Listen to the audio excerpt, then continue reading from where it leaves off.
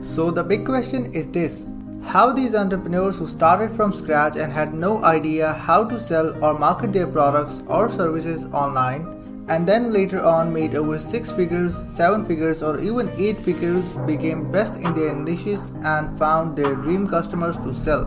My name is RJ Ahmed and find this all out in our Interviews with Entrepreneurs show. I interviewed these entrepreneurs and tried to pick their brain of how they actually did that and how they took their business as well as their life to the next level. This podcast is all about the entrepreneurs who strive so hard to become super awesome in their niches. Welcome to Interviews with Entrepreneurs.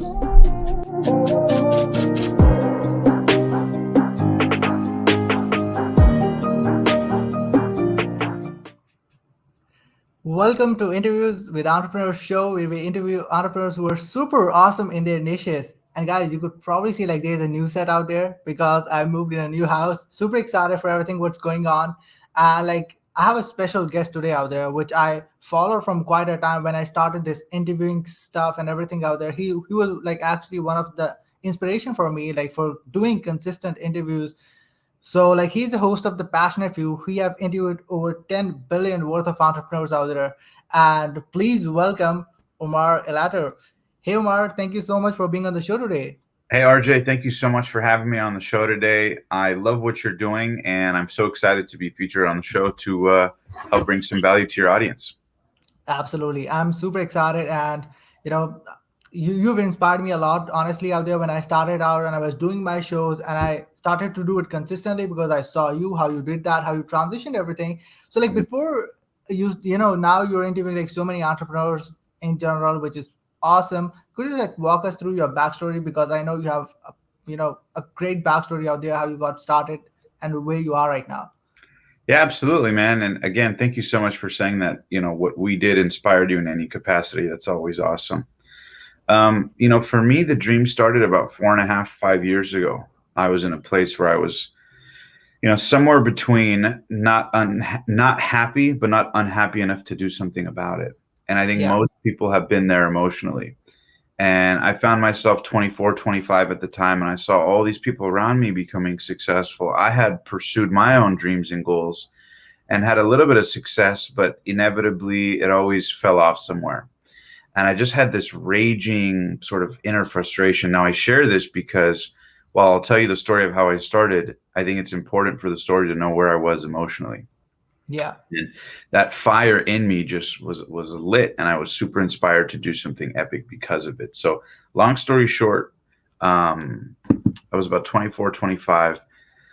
I wanted to figure out how I can sort of make a lot of money and have fun in the process or enjoy it.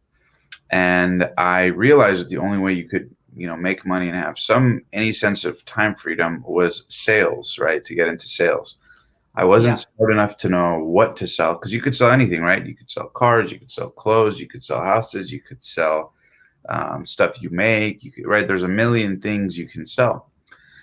So long story short, I went to a Tony Robbins seminar and I ran into a guy who sold solar panels, like solar for the roof, for clean energy. So I got to talking to him, found out they made money. Long story short, I ended up getting a job knocking on doors selling solar. I make money doing it, but I'm not happy inside. I know there's something more for my life. And then I got recruited for Tesla from that. Yeah. And I thought, whoa, this is it, right? Whoa, I'm working for Tesla now. Tesla Motors, Elon Musk's car company. So when I start working for Tesla, I become, I do start doing pretty well as a sales rep. But inevitably, I end up with the same problem I had at the last job of having money, right? Success without fulfillment is the ultimate failure. So I had a Yeah. little bit of 100%. success, but I wasn't fulfilled. But everyone around me is saying, good job, you work at Tesla. My family's proud, I work at Tesla. And, but for me, I'm like, So you got to understand, I'm in this combustion of frustration, inspiration. I'm like, right, there's this internal friction going on. So bottom line is I find myself in this rock bottom place where I'm not feeling good. I'm depressed. I'm emotionally messed up. I'm self-sabotaging. I was in a relationship with, a significant other at the time. We were talking about marriage. And So anyways, that all fell apart. My relationship fell apart. I ended up quitting my job at Tesla. I ended up with no money. I was broke. I was overweight. Like I just end up in this real, after being on all this momentum, just whoosh, at Hmm. 25, kind of Yeah. being more. And so in a bout of inspiration, my ex had broken up with me. And when she broke up with me, there was three things that she loved more than anything. And that was Grant Cardone, the creator of Hot Cheetos, Yeah. and Quest bars, right? So Hot Cheetos, the $1 billion Quest nutrition bars, and Grant Cardone. So she loved all three. So I, in an act of revenge, was like, I'm gonna make it my mission in like 2016, 2017, that I'm gonna do whatever it takes to interview all three of them. The $1 billion founder of Hmm. Quest Nutrition, $1 billion founder of Hot Cheetos, and Grant Cardone. So I ended up going and interviewing all three of them. I had no experience, no camera, no anything, zero experience, and just did whatever it took to try to get interviews with all three of them. And once I did, fast forward, all three of them ended up being the most watched and downloaded interviews in the whole world on YouTube Yeah. and podcasts with all three of them at the time. And the show kind of launched from there. Wow, that's so awesome out there. How everything started to transition. But I want to ask, like, Mhm. even though that was kind of on the revenge point, I know that Right, was kind of a revenge sort of feeling out there. How you really transitioned it and started to interview these entrepreneurs. But even like before interviewing these, like let's say Grant Cardone, I know like before, even before that, you had kind of a show running on, but there wasn't like huge guests like Grant Cardone and everything like that was on the show. So like, how was like for you? It became your focus and interest that okay, this is gonna be my thing, because obviously that was a different kind of story where you were like, okay, I'm gonna do it. Like no matter what happened, I'm gonna do it. Like how you were like, okay, this is gonna be my thing. I'm gonna be like keep interviewing these successful entrepreneurs who are in the space, like millionaires, billionaires, and so forth out there. Like how you decided actually that this is only gonna be my thing. Because and the reason I'm asking is most people just are like, interviews gonna be kind of like side thing, we're gonna do it sideways, we're doing our main business, and they consider it as a main business. That's okay for them, that's fine, if they mhm. want to. How you decided you're gonna go for interviews and building a show around that full time? Like how you thought about that? I didn't. I didn't. I didn't think about it. I just loved it so much. Yeah. I think it would maybe be the equivalent to asking Michael Jordan, how did you know you want to make basketball full time?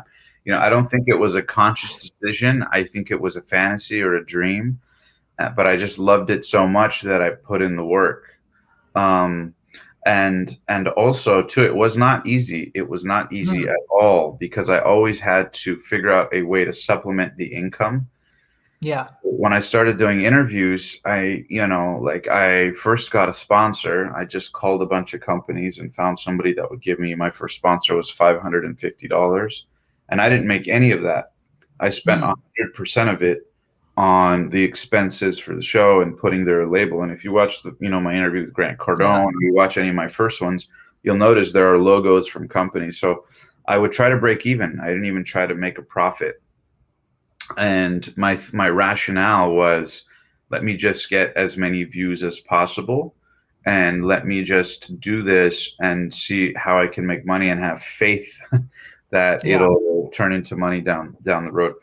Now, of course, I didn't know how to do that. I was scared to do that. I failed a lot. I went broke. I maxed out my credit cards. I mean, you name it. I took stupid risks that at the time didn't pay off. My family was like, "What the heck are you doing?" I had to borrow money. It was not smooth at all. Sometimes I even wouldn't have gas. When I went to interview Tom Billieu, I literally didn't even have gas in my car to drive to his house. That's how little money I had if you watch some of those old interviews. So you're really watching a young man who bet it all, put all the chips on the table, so to speak, um, because I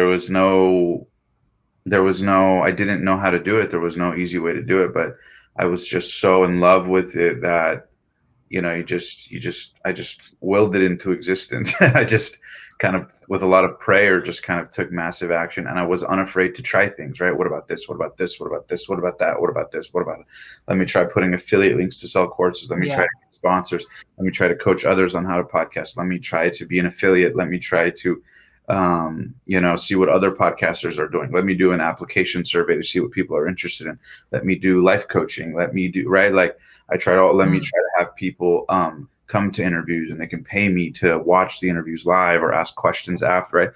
I tried a million different things, and little by little, most of them didn't work, but little by little, one after another, things started to work. Yeah. So it means you got all into it, and without thinking about, you're gonna get all into interviews, and that's it.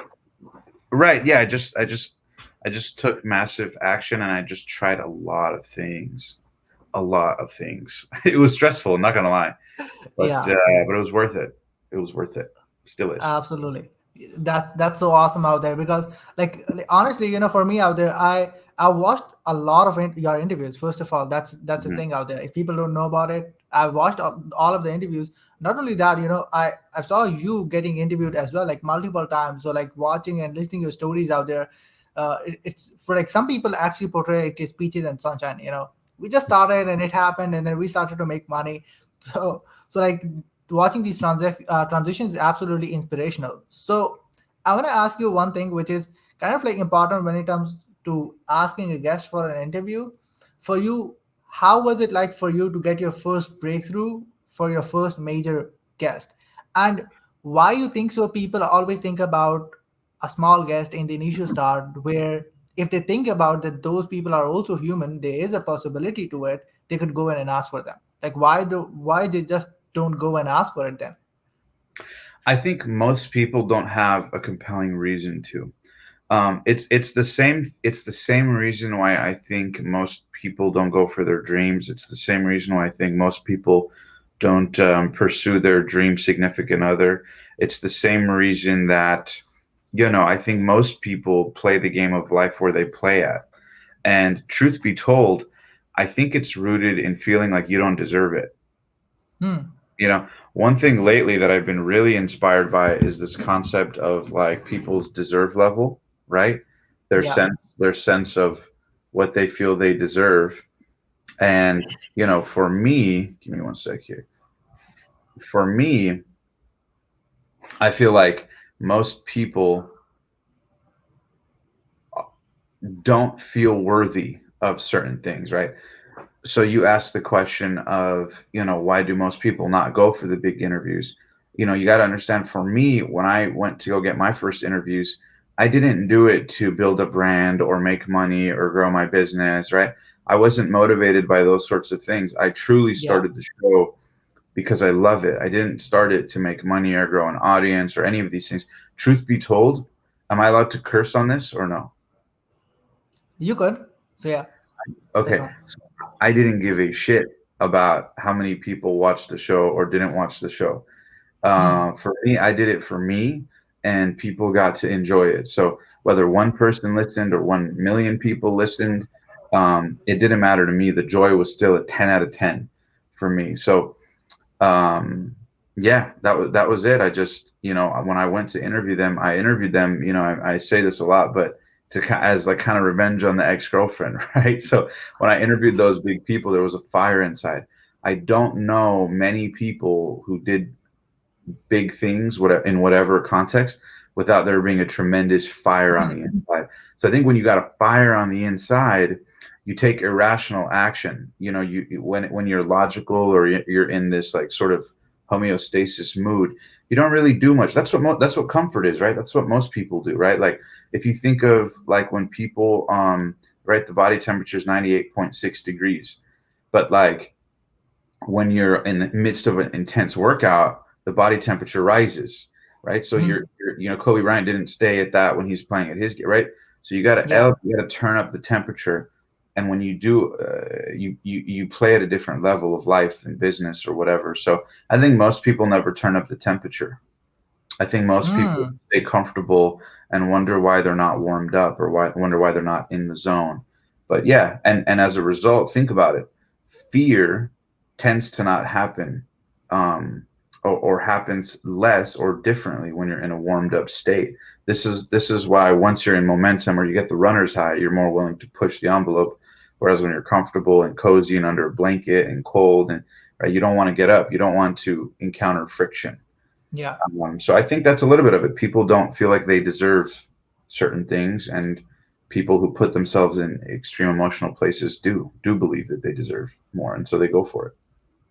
Okay, that's really interesting. So people actually limitize themselves to a point where they are actually feeling like they're not deserving to interview that person out there initially, or for anything. Like they just don't put out of their comfort zone. Correct? Right. They don't go for it. They don't have a compelling reason because, the way I think of it is like whatever's louder wins. So if in your mind Yeah. it's like, oh, I want to do this. I want to interview billionaires. I want to, XYZ. I want to build this business. I want to blah, blah, blah. Like whatever the thing is you want to do, like that voice is going to speak at a certain volume. But the other voice of fear, doubt, worry, regret, oh no, I'm embarrassed. I'm not worthy. I look stupid. What would I say? Would anybody listen? Can I make money? Is this going to work? Is this a stupid goal? Right? That voice is speaking to for all of us. I don't care who you are, whether you're homeless or a billionaire. It doesn't matter. We Yeah. all have these two voices, and the one that wins is the one that's louder, and the one that's louder is predicated on the one you feed more. So by Yeah. default, fear, worry, doubt, life is going to feed that. You have to consciously feed the other one. Go for it. Yes, you got it. And so for me, the voice of like, man, prove the ex-girlfriend wrong, get that Grant Cardone, that was so much louder and more intense at the time than was, who am I to interview them? How would that work? Hmm. Would anybody listen? So you got to have a strong emotional voice and a compelling reason, a goal, a vision. So that voice is louder, and amazing things will start to happen. But most people don't do that. Most people like to stay Yeah. comfortable, stay safe, stay right, and as a result, that's what happens with their life. Love it. Love it. Yeah. That's so true. So into like you got interviewed and you've also interviewed like a lot of entrepreneurs on your show and also got interviewed as a guest as well. Mhm. Like as a podcast host or as a show host, like what do you see is a number one mistake a host make when he's actually in general interviewing? Like you obviously like saw like so many other people out there who are like interviewing probably you or other guests. So like what do you see is the number one mistake they initially make during the show itself? What do you think about it? I think the number one mistake most people make when they do podcasts is they do it to get an outcome outside of the actual experience of the show. I find Hmm. that the best, in my opinion, podcasters in the world, or the best, really, Yeah. honestly, athletes, whatever. I mean, you name it, business, whatever. When you do it for you, um, the audience feels that, right? There's a beautiful expression that says you cannot transfer that which you're not experiencing. And I find that the more I enjoy something, the more the audience enjoys it too. Like when I think of Joe Rogan, I don't think he cares at all about um, how it's perceived as much as he cares about the fact that he enjoys the show tremendously, right? Yeah. His own True. version of it. And I heard this expression. It says the people that seek validation the least are the ones that get it the most, and the ones that seek validation the most are the ones that get it the least. So I think there's a lot of truth to that. I think what most people do wrong is they do it to get the audience to like them. They do it to build a brand. They do it to make money. They do it for some sort of external reason. But I find that the best do it because of they want to absorb what's happening right here in the exchange. And the Hmm. more and not all communication is equal, right? Just like if you line up 10 guys who have $1 million, they're not equal just because they have $1 million. There's depth. How Yeah. many of them are fulfilled? How many of them feel good about what they do? How many of them are ethical or unethical, right? So there's different levels to the quality of an experience. And so for me, I want to go deeper, not wider. And for me, I think that's the difference. Is the best do it for themselves. Michael Jordan didn't play basketball for the millions of people around the world, the billions of people around the world who love what he does. He did it for him. So when you do it for you, when I do it for me, I think that's the best. You cannot transfer that which you're not experiencing. If you're experiencing ecstasy, if you're experiencing joy, boom, you're gonna send those waves into the universe, and people are gonna feel that. Wow, that's so awesome out there. And yeah, like I truly believe to your point out there where you said like most people just doing it for at least for any sake, for the sake of anything. It could be any outcome. Like Right. that's so true. And that is why they actually either trying to do it somehow or they are unable to do it like that much consistently, or on the other side they're just doing it for the sake of doing it because at the external outcome out there. Yeah, that's so true. So like, I know you have done different in the different variations of podcast. Like for us, like we are doing right now, it is a virtual one. Okay, so I know you've done a lot of physical one and some virtual one as well due to pandemic and what so happened out there right now. So Right. like, what you saw is the initial difference between doing it physical. I know like physical have also like a lot of pros. Could be cons. For example, Yeah. some things are working or not, or like timing, location. Like there are so many things to it. Same goes Right. for the virtual one. Like if you list down three pros and cons of a live interview like in person and three pros and cons for a virtual one, so like how you gonna list down them initially? I think there's a couple things I would say. I mean, I wouldn't say there's pros and cons. Like, I wouldn't harp on the pros and cons Yeah, yeah. per se, but I don't even like to live in that space of pros and cons. But I'll entertain the question.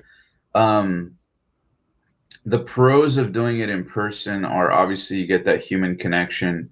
Number two, you get to have a more intimate relationship Yeah, before the interview, after the interview, while the team is setting up cameras. You get to talk to this guy or this gal, and they like you. They know, right? You develop that yeah, rapport.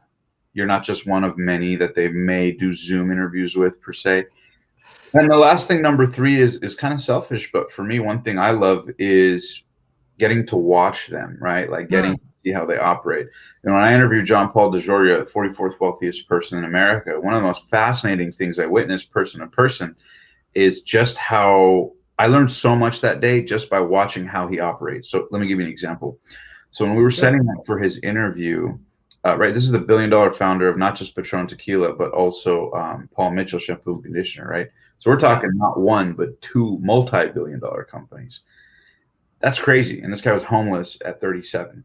So, long story short, I'm in his office and we're setting up for the interview, and people are coming in nonstop. And oh, we need to do this. We need to make this decision. We need this thing. We have this marketing. We have this advertising, sales, but right. So people are coming in nonstop over the course of 10, 15 minutes.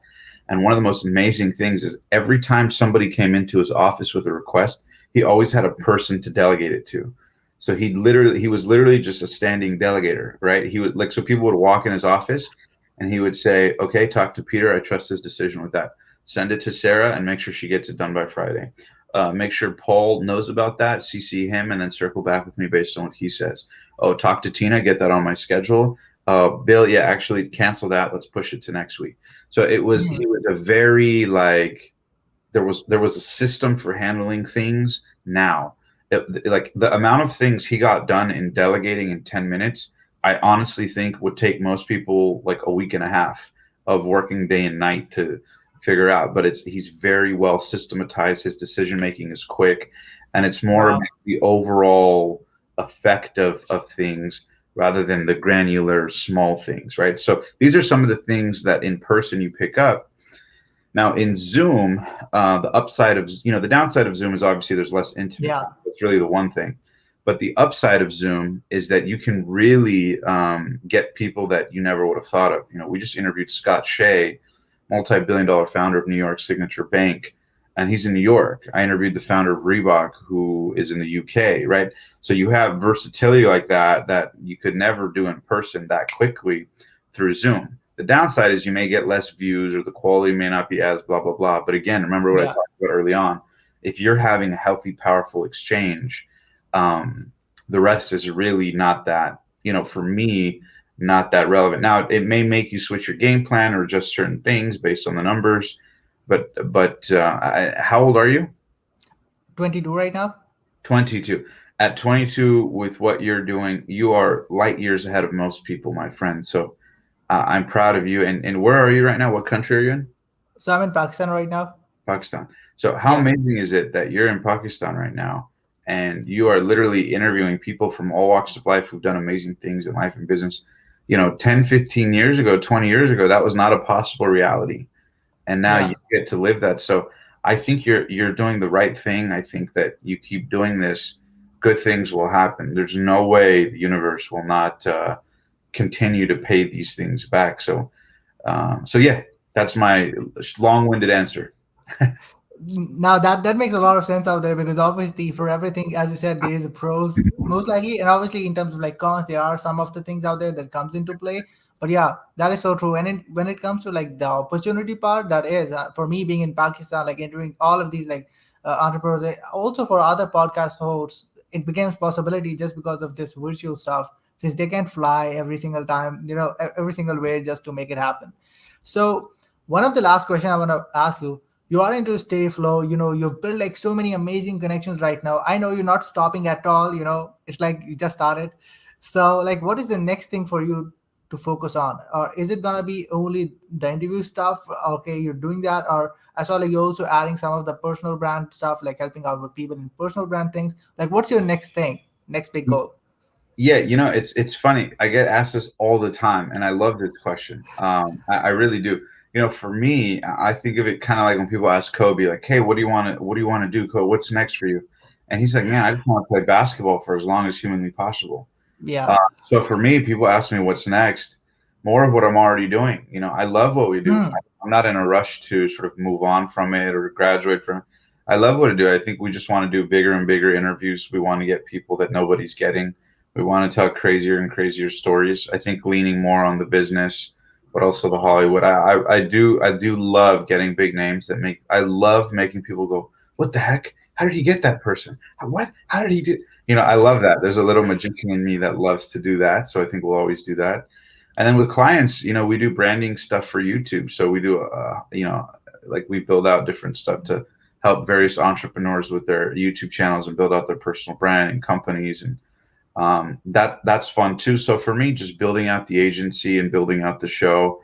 Obviously, we've got new sponsors coming up and new business opportunities and streams of revenue that are always fun. So I just want to keep doing what I'm doing. I'm having so much fun. I'm 29 years old and I'm just loving the momentum we've been on. So I just want to keep doing more of it. I don't. I want to do seminars and live events, but with this whole COVID thing that's on and off, Yeah. I may hold off on that for another 6 months to a year. But um, just more of the same, man. I'm alive for this long, and I just want to keep doing stuff that I wake up every day and go, man, if I could do anything in the world today, what would I do? I want to do that for as many days as possible. Wow, that's so awesome out there. And as you said, yeah, like if someone is loving what they're doing, they consistently go and do it 100%. So like, well, thank you so much, Omar, for being on the show. Like, where can people find you, and obviously your awesome show, which is the Passionate for You, where people can find that?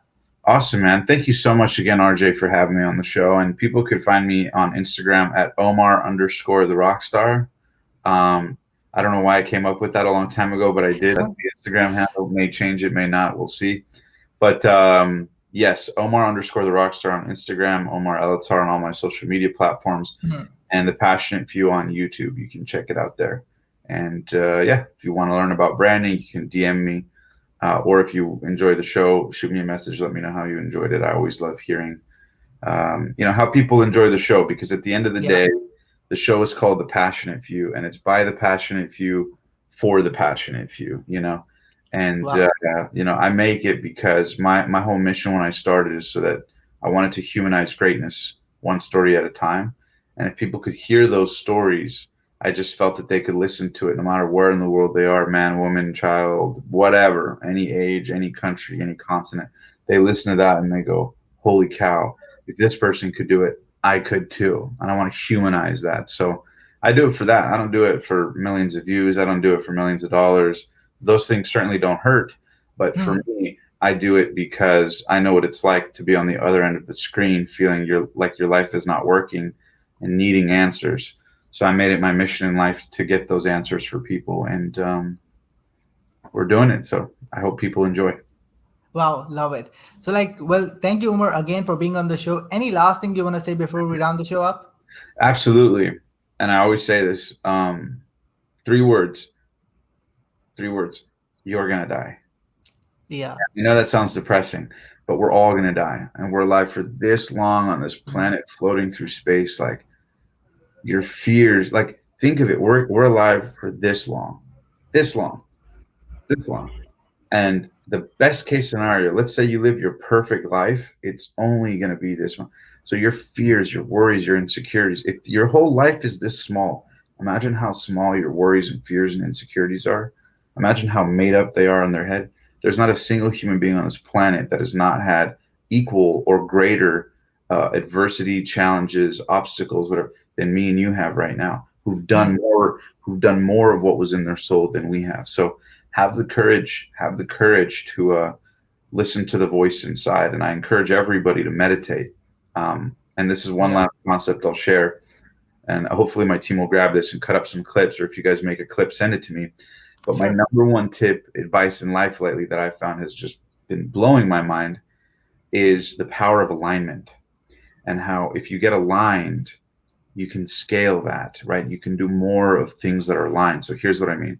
See, in life, I believe in certain areas, you're either aligned or you're misaligned, right? On Yeah, your, if you're aligned, then you know from a foundational standpoint, you can put energy and effort into those things that keep you aligned, right? As you essentially, as you work in the alignment, you will scale and get more alignment. But if you're misaligned, then you'll get chaos. Now, if you work hard at and you're misaligned in life, but you're working hard to get chaos, you're getting more chaos. You're scaling chaos. But yeah, see, chaos doesn't always manifest in the form of, things crashing down and finances. Sometimes chaos is in the form of a really attractive significant other. Sometimes hmm. chaos is in the form of a lot of money. Sometimes chaos is in the form of a shiny new opportunity.